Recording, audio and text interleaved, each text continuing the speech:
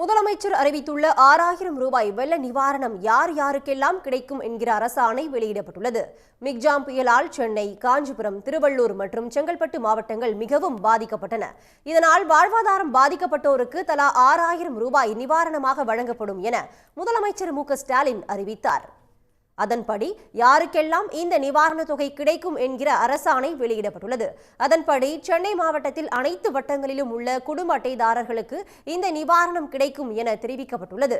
செங்கல்பட்டு மாவட்டத்தில் தாம்பரம், பல்லாவரம், வண்டலூர் வட்டங்கள் முழுவதுமாகவும், திருப்போரூர் வட்டத்தில் 3 வருவாய் கிராமங்களில் உள்ளவர்களுக்கு மட்டும் நிவாரணம் வழங்கப்படும். இதேபோன்று காஞ்சிபுரம் மாவட்டத்தை பொறுத்தவரை வெள்ளத்தால் பாதிக்கப்பட்ட குன்றத்தூர் வட்டம் முழுமையாகவும், ஸ்ரீபெரும்புதூர் வட்டத்தில் 3 வருவாய் கிராமங்களை சேர்ந்தவர்கள் மட்டும் பயனடைய உள்ளனர். திருவள்ளூர் மாவட்டத்தில் பொன்னேரி, கும்மிடிப்பூண்டி, ஆவடி, பூவிருந்தவள்ளி, ஊத்துக்கோட்டை, திருவள்ளூர் ஆகிய 6 வட்டங்களில் வசிக்கும் மக்கள் அனைவருக்கும் நிவாரணம் வழங்கப்படும் என தெரிவிக்கப்பட்டுள்ளது.